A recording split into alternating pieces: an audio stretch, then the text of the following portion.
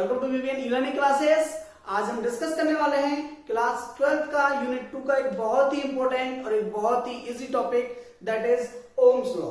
जी हाँ, इसका नाम आपने 10th क्लास में पढ़ा होगा और 10th क्लास में जैसा पढ़ा है उससे थोड़ा सा यहाँ पर एक्सटेंड हो जाएगा ये। और आइए सबसे पहले हम डिस्कस करते हैं इसकी डेफिनेशन। तो देखिए, according to this law the current flowing through a conductor is directly proportional to the potential difference applied across the end of the conductor. Okay, basically ये क्या कह रहा है आपसे कि let it is a conductor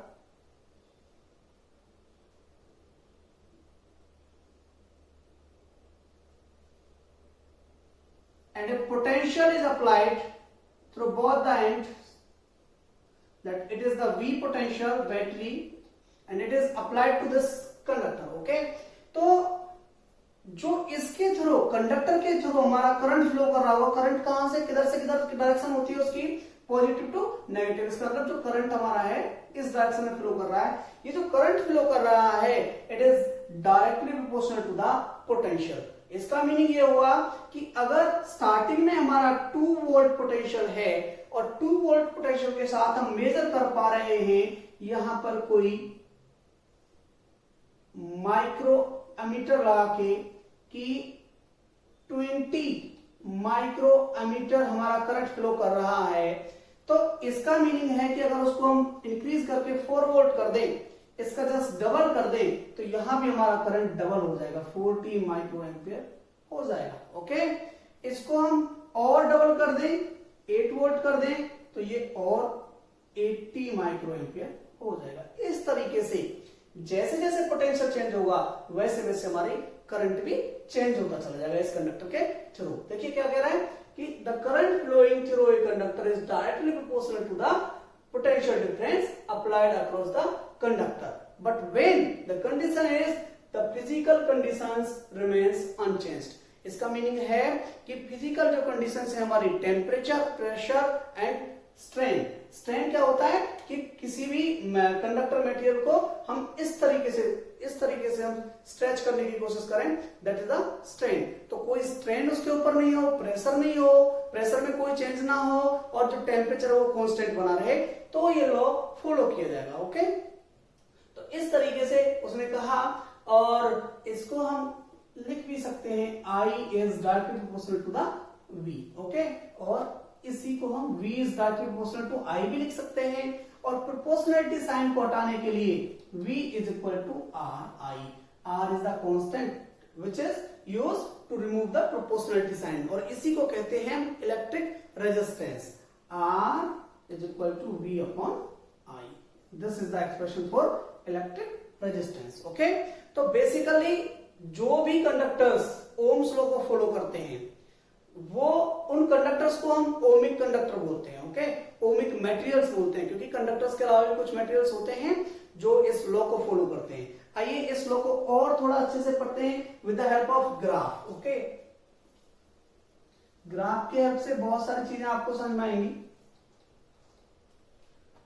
देखिए, जब हम ग्राफ ड्रॉ करते हैं, voltage means potential and the current flowing through the conductor के बीच में, then we will get a straight line. हमें एक स्ट्रेट लाइन मिलेगी और ये बता रही है कि I is directly proportional to V, कि जो चेंज हमारा पोटेंशियल में आ रहा है वही चेंज हमारा करंट में आ रहा है। ओके, ये हमेशा स्ट्रेट लाइन होगी किसी भी ओमिक कंडक्टर के लिए। ओके, इसका मीनिंग हुआ कि जो चेंज हमारा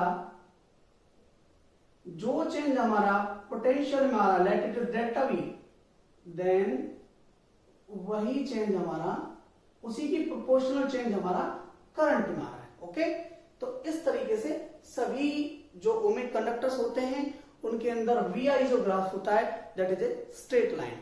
इसके लिए मैं एक और डाउट आपको क्लियर करना चाहूंगा कि let this is the another graph. Okay, VI graph है किसी और कंडक्टर का, तो क्या ये ओम्स लॉ को फॉलो करता है?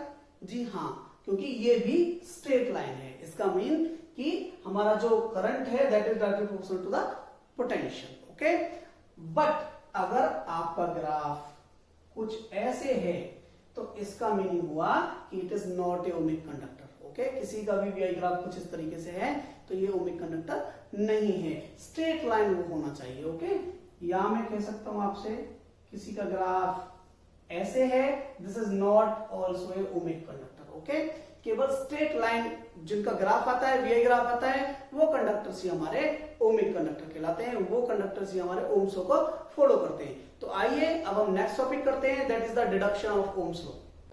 डिडक्शन ऑफ ओम्स लॉ का एक दूसरा नाम भी है, that is the proof of Ohm's law. तो हमें बेसिकली यहाँ पर ओम्स लॉ को प्रूव करना है। तो सबसे पहले हमें समझना होगा कि हमें प्रूव करना क्या है। ओके, तो प्रूव हमें करना है ओम्स लॉ को, और ओम्स लॉ क्या होता है, V equal to I R. या तो हम ये प्रूव कर पाए या फिर हम कर सकते हैं R equal to V upon I. Okay, ये V अपॉन आई वाला रेशियो में फाइंड आउट करना है। ओके, तो फिर हम कहां से स्टार्ट करें? तो मैंने आपको इसे जस्ट पहले लेक्चर में बताया था कि एक बहुत ही important expression, that was the expression for current I equal to ANE VD। Okay, last expression हुआ है हमारा, that was also the relation between the current and drift velocity, दोनों के बीच का रिलेशन था। तो यहीं से हम फाइंड आउट कर सकते हैं इस रेशियो को। कैसे? हमें पता है ड्रिफ्ट वेलोसिटी का एक और फॉर्मूला होता है E टाउ अपॉन m। इसको हम पुट अप कर सकते हैं इसी में, I is equal to ANE E tau upon m।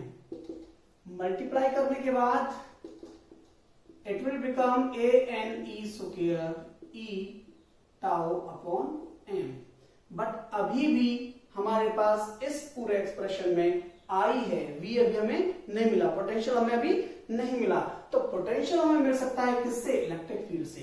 E is equal to V by L। Okay, this is the relation between the electric field and electric potential.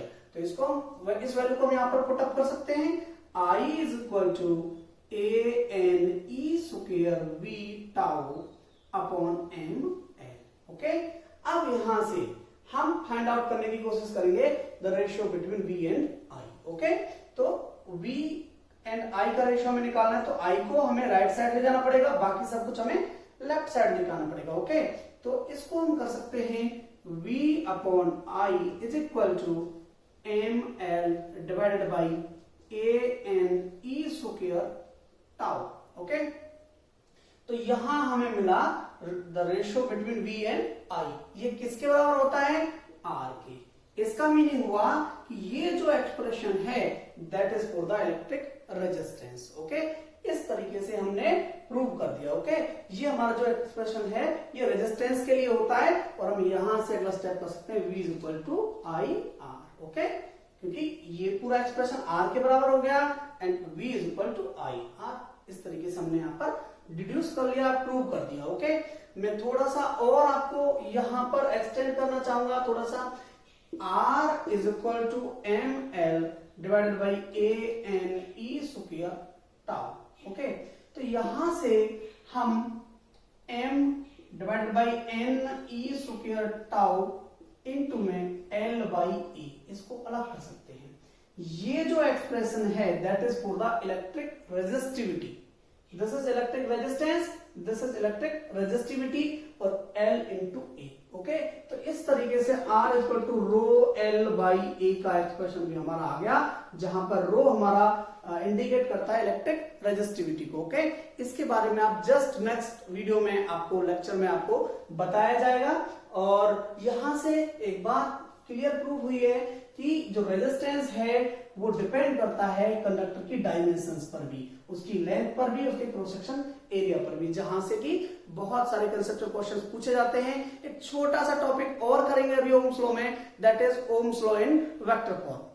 So this is the topic vector form of Ohm's law, और इसको हम एक और नाम से जानते हैं, that is relation between current density, conductivity and electric field. Okay, तो बेसिकली जैसा यहां पर आप देख रहे हो vector form of Ohm's law, इससे पहले जो ओम्स लॉ आपने किया है that was V is equal to I R. Okay, यहां पर V इलेक्ट्रिक पोटेंशियल एक स्केलर क्वांटिटी है, करंट एक स्केलर क्वांटिटी है। तो बेसिकली यहाँ पर जो ओम्स लॉ एक्सप्रेस हो रहा था वो स्केलर क्वांटिटीज की फॉर्म में हो रहा था। ओके, अब हम कुछ ना कुछ ऐसी टर्म्स ओम्स लॉ के लिए यूज करना चाहते हैं जो इसको वेक्टर फॉर्म में एक्सप्रेस कर सके। ओके, तो उसके लिए जैसा कि यहाँ पे लिखा हुआ है, relation between current density, conductivity and electric field, means current density एक वेक्टर क्वांटिटी होती है, आप सभी जानते हैं, इलेक्ट्रिक फील्ड एक वेक्टर क्वांटिटी होती है। इनकी टर्म्स में हम लाने की कोशिश करेंगे। तो स्टार्ट कहां से करेंगे, वही एक बहुत ही इंपॉर्टेंट एक्सप्रेशन आप सभी ने किया है,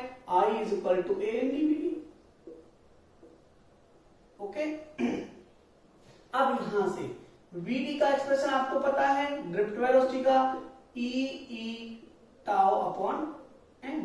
ओके, इसको हम पुट अप कर देंगे, I is equal to an E tau upon n। Okay,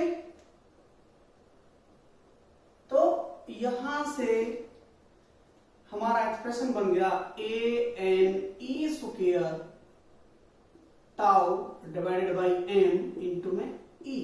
okay, देखिए इस A means area of cross section को अगर हम लेफ्ट साइड में ले जाते हैं, it will become I by A and that is equal to J, that is the current density is equal to NE square tau upon M into E।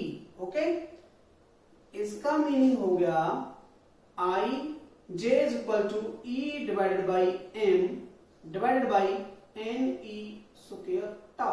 Okay, तो basically ये हो गया E divided by rho. Rho is the last topic में जो सभी मैंने आपको कराया था, रो इज द रेजिस्टिविटी, और रेजिस्टिविटी का फॉर्मूला मैंने आपको बताया था M divided by N E square tau. Okay, तो ये वही रेजिस्टिविटी है, और रेजिस्टिविटी को अगर उसका जस्ट अपोजिट देखा जाए, इनवर्स देखा जाए, that is the conductivity. It means J is equal to sigma E। Sigma represent करता है हमारा कंडक्टिविटी को। अब ये एक्सप्रेशन हमने फाइंड आउट कर लिया, हमें रिलेशन मिल गया, और यहां पर J हमारी वेक्टर क्वांटिटी है, E भी हमारी वेक्टर क्वांटिटी है। This is the expression, this is the relation and this is the vector form of Ohm's law, और इसी को microscopic form of Ohm's law भी कहा जाता है।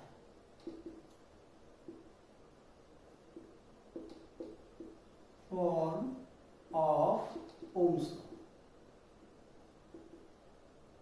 तो अगर आपसे microscopic form of Ohm's law पूछी जाए तब भी आपको यही डेरिवेशन करना है। ओके, तो with these words I would like to end up my lecture. बहुत ही जल्दी मिलते हैं आपसे अपनी नेक्स्ट वीडियो में। Thank you.